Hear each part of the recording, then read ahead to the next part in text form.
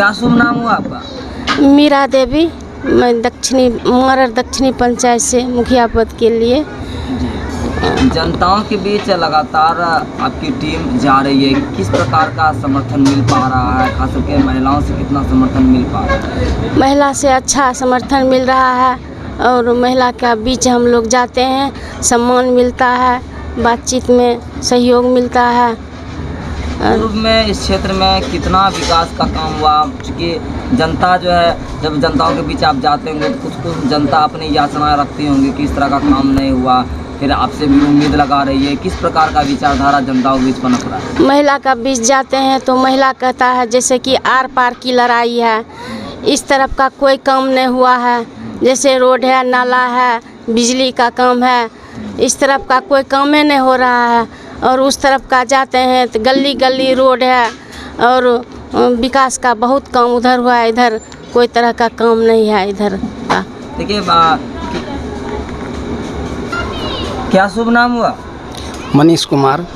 आप इस क्षेत्र में आप प्रतिनिधि के रूप में आप काम कर रहे हैं, लगातार जनताओं के बीच जा रहे हैं, किस प्रकार का जनसंवाद आपको देखने को मिल रहा है? क्या उम्मीद लग रही है? सबसे पहले तो मैं तिरछी नज़र का बहुत बहुत धन्यवाद कहूँगा, जो आप मेरे दरवाज़ा पे आए हैं और हमारी बात को लोगों तक पहुँचा रहे हैं। और ये मरर दक्षिणी है। मरर दक्षिणी का मेरी पहली प्राथमिकता है। पहले लोगों का, जब लोगों से मैंने जब समर्थन कर रहा हूँ, हम लोग कोई चुनावी मेढक नहीं है कि चुनाव आता है तो उस समय हम प्रत्याशी हो जाते हैं और चुनाव ख़त्म होने के बाद फिर घर बैठ जाते हैं। मेरे पूरे परिवार पॉलिटिकल हैं।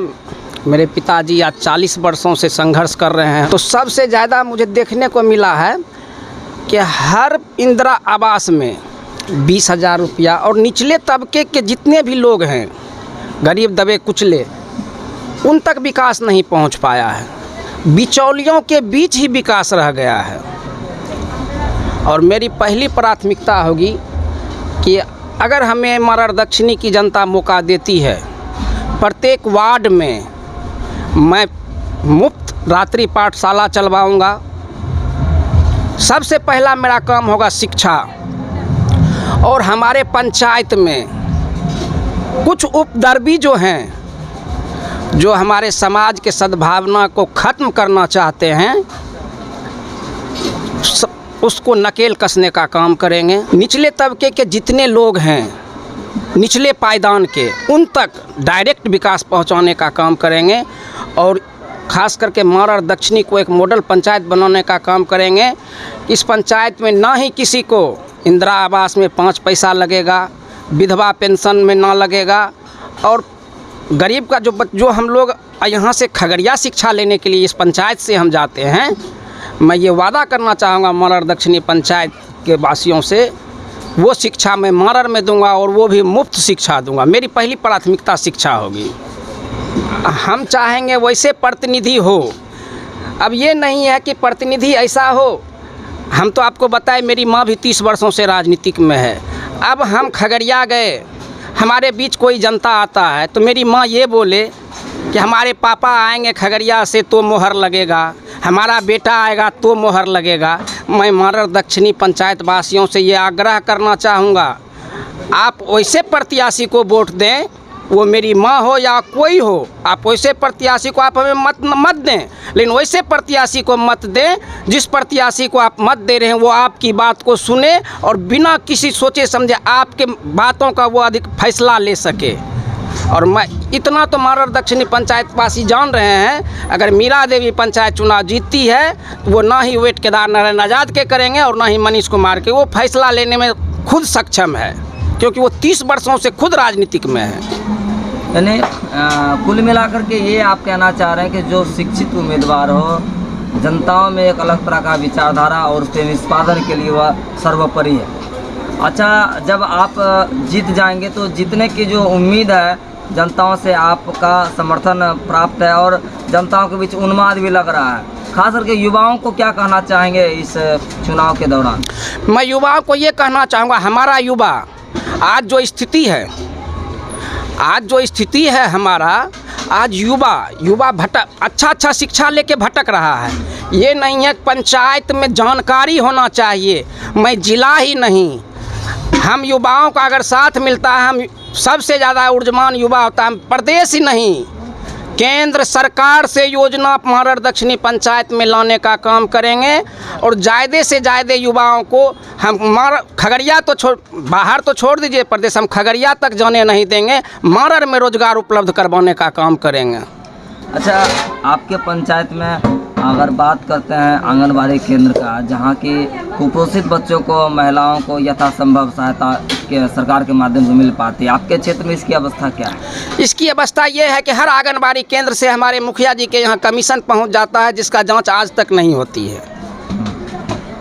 क्योंकि आंगनबाड़ी, दो सवाल मैं करना चाहूँगा, ये सरकार और महात्मा गांधी जो सपना देखे थे ग्राम पंचायत राज का और महिला सशक्तिकरण का, इस चीज़ को मैं लोगों से आग्रह करना चाहूँगा। क्यों महिला को आरक्षण दिया गया? महिला क्यों लड़ती है? इसलिए नहीं लड़ती तो ये एजेंसी सीट रहना चाहिए। आप घूम के देख लीजिए प्रत्याशी को।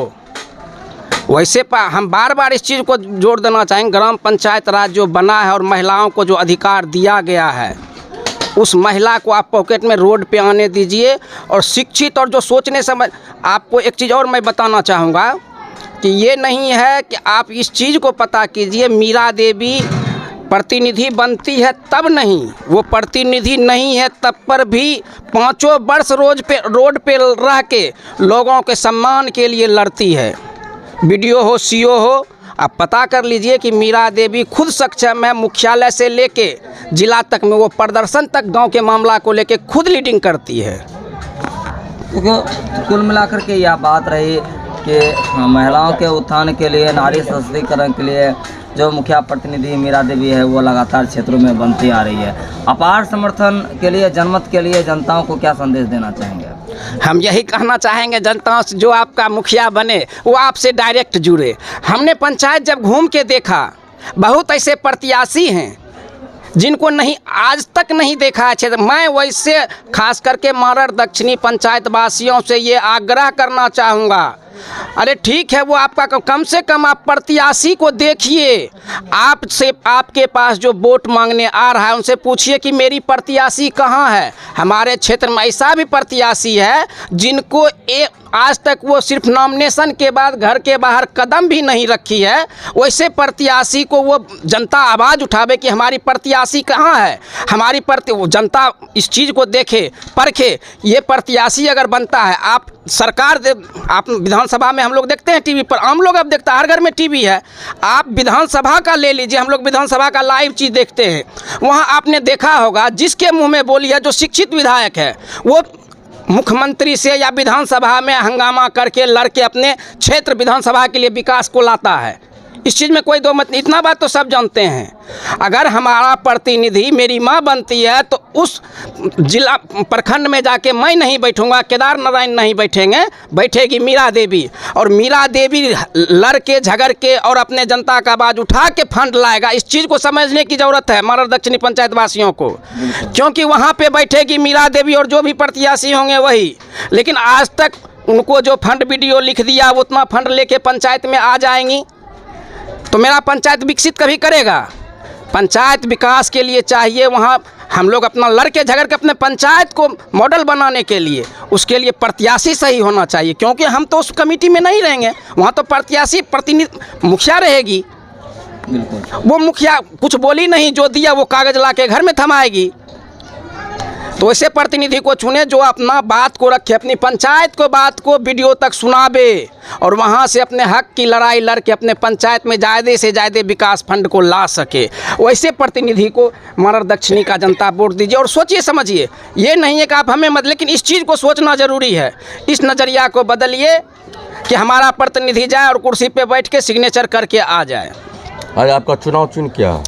मेरा चुनाव चिन्ह ढोलक छाप है।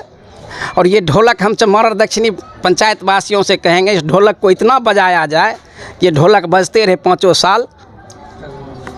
कितने क्रमांक संख्या पे आपका अंकित है चुनाव चिन्ह?